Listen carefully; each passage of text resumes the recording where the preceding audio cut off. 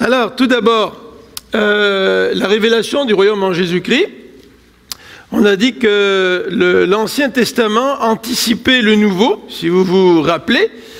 Et il y a quelques versets que nous avons à l'écran. Je vais vous demander de les lire. Qu'est-ce qui voudrait dire le premier? Hébreu. Oui, Michel. Le deuxième. Qu'est-ce qu'il veut lire? 2 Corinthiens 1, 20. On va le sauter. Ah, ok. Qu'est-ce qu'il veut dire? Acte 13, 32 et 33. Acte 13, 32 et 33. Merci Marlène. Et puis le dernier, Luc 24, 27, que vous connaissez certainement. Luc 24, Madame Nathalie, c'est bon. Alors, l'Ancien Testament anticipait le Nouveau, c'est-à-dire que l'Ancien parlait de la venue du Nouveau. On va lire le premier, donc, dans Matthieu, dans Hébreu, au chapitre 1, versets 1 à 12.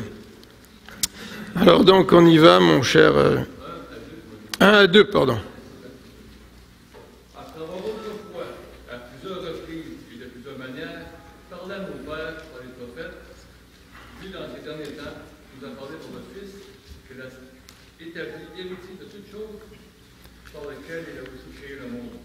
Alors, qu'est-ce que ce passage nous dit, Michel, ce passage que tu viens de lire?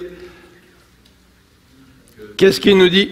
Il doit parler de différentes manières par les prophètes, puis à la fin, son identité est encore plus grande par le Fils qui va parler. Voilà, alors il y a une progression, c'est-à-dire que Dieu a parlé par les prophètes dans l'Ancien Testament, mais maintenant, il parle par le Fils.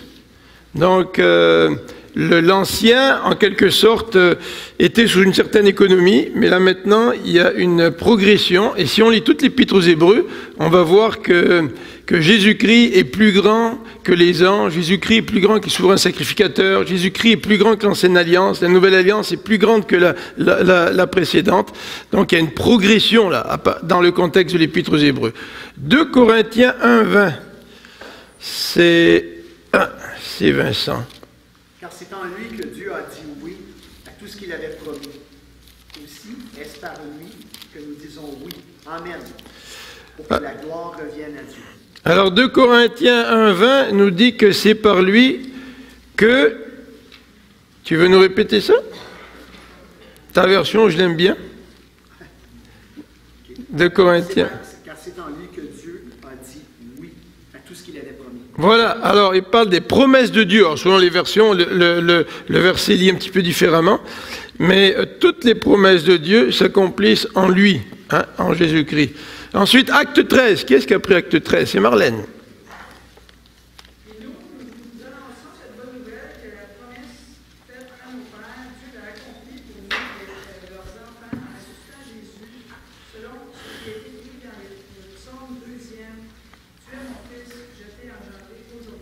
Voilà, alors c'est intéressant parce que la bonne nouvelle, qu'est-ce que c'est que la bonne nouvelle selon le verset 32, Marlène? C'est quoi la bonne nouvelle?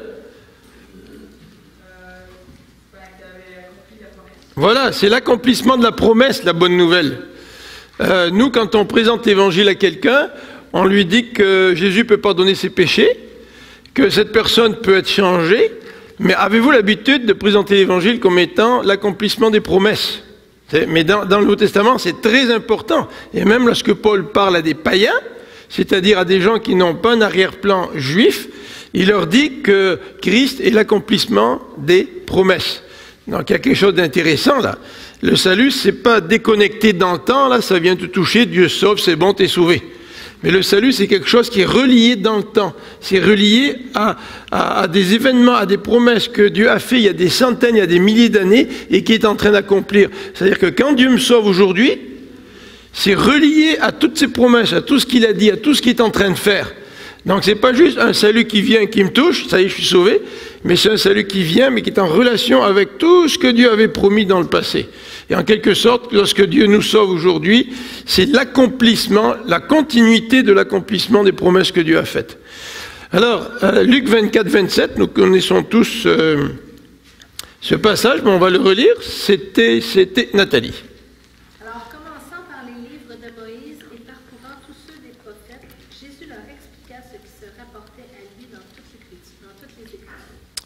Alors, c'est ça, hein, on l'a souvent cité, ce passage, c'est comment dirais-je, Jésus-Christ qui explique aux deux disciples d'Emmaüs tout ce qu'il concerne dans les Écritures. Donc encore une fois, nous voyons que les Écritures sont l'accomplissement, ou le Nouveau Testament, c'est l'accomplissement de l'Ancien. C'est-à-dire que la révélation du royaume en Jésus-Christ, c'est l'accomplissement du royaume qui a été prédit dans l'Ancien Testament. Alors, maintenant on arrive à la deuxième question qui est aussi importante. On l'a abordé un tout petit peu. Qu'est-ce que l'Évangile ? Qu'est-ce que c'est que l'Évangile dans ce contexte ? Dans le contexte du royaume de Dieu. C'est quoi l'Évangile ? Il y a des gens qui vont mettre l'accent sur l'humanité de Jésus, au détriment de sa divinité. Les évangéliques, eux, vont mettre l'accent sur la divinité de Jésus. On est bons les évangéliques, là. Mais on oublie quelque chose. C'est qu'on oublie que l'Évangile, c'est pas simplement ce que Dieu a fait dans le croyant. Nous, souvent, quand on parle de l'Évangile, on a tendance à associer Évangile à témoignage, ce que Dieu a fait dans ma vie. Mais l'Évangile, c'est pas juste ce que Dieu a fait dans ma vie. Qu'est-ce que c'est que l'Évangile ? Comment ? Ouais, ben c'est ce que Dieu a fait pour nous, pas juste ce que Dieu a fait en nous. Et ça, il y a quand même toute une nuance. Regardez dans Acte 2. On va regarder dans Acte 2, des versets 14 à 36. Vous connaissez le texte dans Acte 2. Acte 2. Vous savez, c'est étrange, hein, parce que les sectes n'hésitent pas à enseigner des fausses doctrines. Hein, c'est vrai. Et quand vous parlez à des gens qui sont pris dans des sectes, ils vont vous présenter toute leur doctrine. Et on dit, ils ont été endoctrinés. C'est pas nécessairement négatif, endoctriner. Endoctriner, ça veut dire qu'on t'a enseigné une doctrine. Puis nous, par opposition, souvent les chrétiens évangéliques, quand nous prêchons l'évangile, nous racontons ce que Dieu a fait dans notre vie, puis nous ne parlons absolument pas de doctrine. Nous n'expliquons pas ce que Dieu a fait pour nous. Nous mettons l'accent sur ce que Dieu a fait en nous.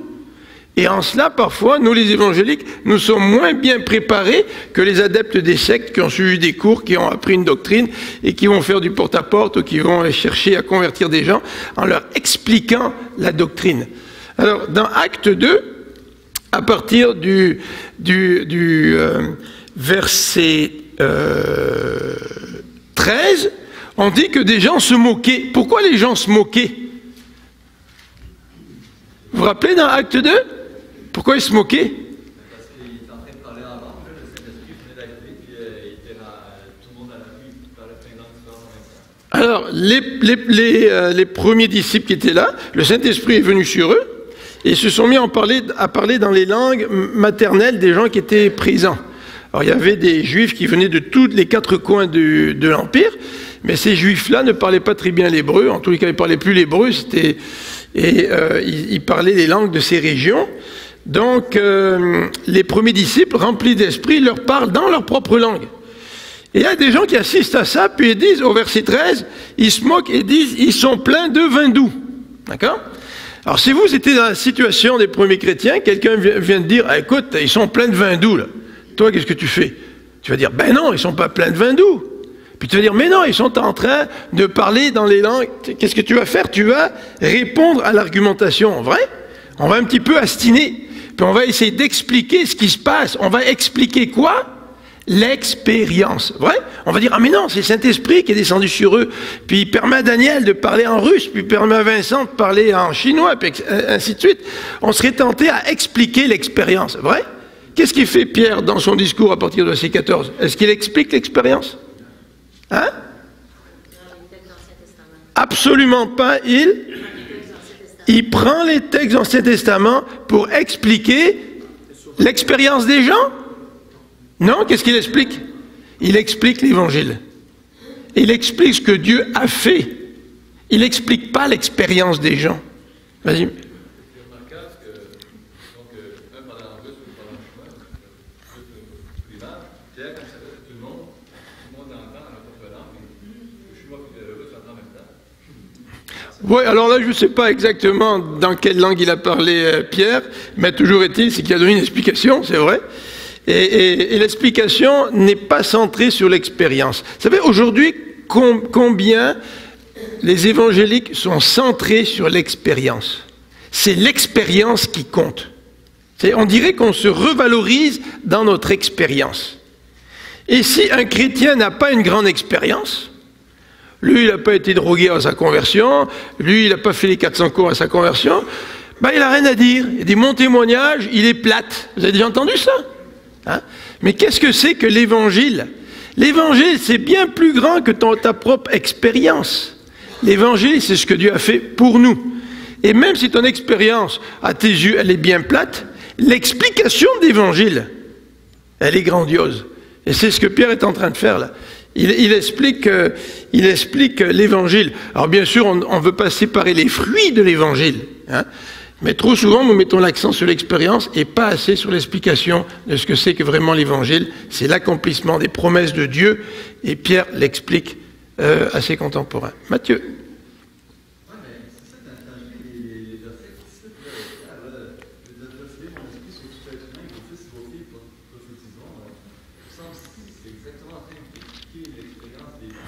Oui, bah écoute, je vais me préciser un peu plus. Il ne s'arrête pas à l'expérience, si tu veux. C'est ça que je veux dire là. C'est vrai qu'il donne une explication en disant ils sont païfs, mais le cœur de son explication, elle arrive à partir du verset 21, là, quand il dit « Quiconque invoquera le nom du Seigneur sera sauvé », puis là, il met l'accent sur Jésus, il met l'accent sur ce que Dieu a fait, il met l'accent sur sa mort, il met l'accent sur la résurrection, il met l'accent sur le fait que Dieu, qu'il règne, qu'il est à la droite, que le séjour des morts l'a pas gardé prisonnier, tu vois. Et il explique jusqu'au verset 30, c'est combien? Jusqu'au verset 36. Hein, que toute la maison d'Israël sache donc avec certitude que Dieu a fait Seigneur et Jésus, et Christ, ce Jésus que vous avez crucifié. Et la réaction des gens, elle n'est pas nécessairement en rapport avec la courte explication qu'il a donnée de l'effusion de l'Esprit, mais ils se sont dit, les gens, si Christ est l'accomplissement des promesses de Dieu, et que ce Christ, on l'a crucifié, c'est terrible. Puis regardez ce qu'il dit au verset 37. Après avoir entendu ce discours, ils eurent le cœur transpercé, littéralement. Transpercé, là. Pourquoi? Parce qu'ils se sont rendus compte que dans le dévoilement du peuple de Dieu, eux, ils venaient de crucifier le Christ, qui était l'accomplissement de tout le plan de Dieu. Ça, c'était terrible pour eux. Et c'est à ce moment-là qu'ils ont dit, que ferons-nous? Et Pierre leur dit, repentez-vous et que chacun de vous soit baptisé. Vous savez, c'est... Ce que je veux dire, là, peut-être j'aurais dû être plus précis, comme Matthieu me l'a fait remarquer, c'est que notre expérience, elle a une validité. Mais notre expérience n'explique pas le plan de Dieu. Tu sais, le fait que c'est l'effusion de l'esprit, le fait que ça a été prédit dans Joël, ok, si ça s'arrête là, ça s'arrête là. Tu as juste une explication d'expérience. Mais Paul rajoute ce que c'est que vraiment la bonne nouvelle de l'Évangile, qui est l'accomplissement des promesses de Dieu. Alors, il y a dans les formations données par les organismes un petit peu spécialisés dans l'évangélisation, ils mettent beaucoup l'accent sur comment expliquer l'Évangile. Et par exemple, eux nous aident à savoir comment témoigner, mais eux vont mettre beaucoup l'accent sur comment expliquer le plan de l'Évangile de Dieu. C'est comment Dieu accomplit ses promesses. Et ça, c'est un aspect extrêmement important. Alors ça, c'est l'Évangile, c'est ce que Dieu a fait pour nous, en rapport avec toutes les promesses qu'il avait faites avant. Alors, autre élément dans cette venue du royaume. Regardez, il y a quelques versets à l'écran. Alors, quelqu'un voudrait lire Matthieu 4, 23 ? Matthieu 4, 23 ? Quelqu'un voudrait dire ça? Matthieu 4, 23. Qu'est-ce qui veut dire maintenant 9, 35? T'avais quelqu'un qu'est-ce qu'il y avait 4, 23 là? C'était toi, Guy? Bon, vas-y, parce que Vincent est déjà passé. Matthieu 4, 23. Jésus parcourait toute la Galilée, enseignant dans les synagogues, prêchant la bonne nouvelle du royaume et guérissant toute maladie et toute infirmité parmi le peuple. Vous voyez, qu'est-ce qu'il prêchait? Il prêchait la bonne nouvelle du royaume. Et vous vous rappelez ce qu'a dit Jésus, repentez-vous, au verset 17, car le royaume des cieux est proche. Donc là, le Nouveau Testament, c'est l'accomplissement, c'est ce royaume qui finalement s'en vient. Alors, d'autres références dans Matthieu 9, 35, dans Matthieu 24, 14, qui parlent de l'évangile qui est prêché, mais cet évangile, on lui donne le nom de l'évangile du royaume. Autre élément, ça c'est assez intéressant. Qui est le peuple de Dieu dans l'évangile? Dans l'évangile, hein, c'est qui le peuple de Dieu? Comment? Bon, Israël, qui est le peuple de Dieu dans l'évangile? Tous les élus, là qui ont dit, nous autres, j'ai bien dit dans l'évangile, hein, qui est le peuple de Dieu dans l'évangile? Ceux qui sont ensemble, tu es dans les évangiles ou tu es dans les épîtres? C'est qui le peuple de Dieu dans les évangiles, là? Moi, quand j'ai lu ça dans ma préparation, c'est quelque chose auquel on ne pense pas souvent. Regardez qui est le peuple de Dieu dans l'évangile. C'est Jésus qui est le peuple de Dieu. Jésus, il représente le peuple de Dieu. Surprenant, ça, hein? On va regarder quelques passages. Regardez, vous vous rappelez le texte dans Romains 5, verset 18. Romains 5, verset 18. Il est question du véritable Adam. Hein? C'est qui le véritable Adam? Ouais, est-ce qu'on peut lire ça, Romains 5, 28? Qu'est-ce que j'ai dit? 18. C'est ce qui est écrit qui est bon, c'est pas ce que je dis. Quelqu'un veut le lire? Vas-y, Michel. Ainsi donc, comme par une seule offense, la condamnation a atteint tous les hommes, de même par un seul acte de justice, la justification qui donne la vie s'étend à tous les hommes. Ouais, continue, excuse-moi, tu peux continuer jusqu'au verset 21. Car comme par la désobéissance d'un seul homme, beaucoup ont été rendus pécheurs. De même, par l'obéissance d'un seul, beaucoup seront rendus justes. Or, la loi est intervenue pour que la force abondât. Mais là où le péché a abondé, la grâce a surabondé. Afin que comme par le péché a régné par la mort, ainsi la grâce régna par la justice pour la vie éternelle, par Jésus-Christ notre Seigneur. Alors, ce qui était en train de dire Paul, là, qu'est-ce qu'il est en train de dire? Il est en train de comparer qui avec qui? Il compare qui avec qui, là? Verset 19, comme par la désobéissance d'un seul homme, beaucoup ont été rendus pécheurs, c'est qui? C'est Adam, d'accord? Et de même, par l'obéissance d'un seul, c'est qui? Beaucoup seront rendus justes. Alors, vous avez plusieurs passages qui nous présentent Jésus comme étant le dernier Adam. En quelque sorte, Jésus, il est le deuxième Adam, le représentant d'une nouvelle race, comme Adam est le représentant de toute la race qui est pécheresse. Jésus, il est le représentant de toute la race qui obéit, hein, qui obéit à Dieu. Alors, quand on parle de Jésus, si vous regardez dans la généalogie, dans Luc au chapitre 3, on fait remonter la généalogie jusqu'à Adam, hein, jusqu'à Adam. Si vous regardez dans la tentation, par exemple, dans Matthieu ou dans Marc, les deux récits de la tentation, prenons Matthieu. On dit, par exemple, l'homme ne vivra pas de pain seulement.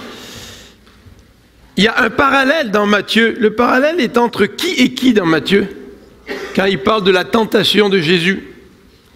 D'une part, c'est Jésus, d'accord? Et d'autre part, vous avez des citations de l'Ancien Testament dans la tentation, comme l'homme ne vivra pas de pain seulement, mais de tout ce qui sort de la bouche de Dieu. Tu ne tenteras pas le Seigneur ton Dieu, d'accord? Et toutes ces citations-là, les trois citations que vous avez dans Matthieu, ils sont tirés du livre de Deutéronome. Et les citations sont tirées d'un contexte où le peuple lui-même a échoué. Donc dans la tentation de Jésus, on voit un parallèle avec les citations de Deutéronome. D'une part, le peuple qui a échoué, le peuple a essayé de vivre, il a voulu vivre de pain seulement, le peuple a tenté Dieu, n'est-ce pas? Mais tandis que dans la tentation, Jésus, il fait exactement l'inverse du peuple. Et là, c'est comme si vous avez un parallèle entre Jésus et le peuple. Jésus accomplit ce que le peuple de Dieu n'a pas pu accomplir. Alors, on va revenir là-dessus la prochaine fois. Puis la prochaine fois, on va commenter un petit peu certains textes qui identifient dans les évangiles Jésus au peuple de Dieu. On va regarder ça un petit peu en détail la prochaine fois pour terminer notre session sur le royaume de Dieu, puis on essaiera de conclure tout ça. Alors on va prier ensemble. On va prier ensemble.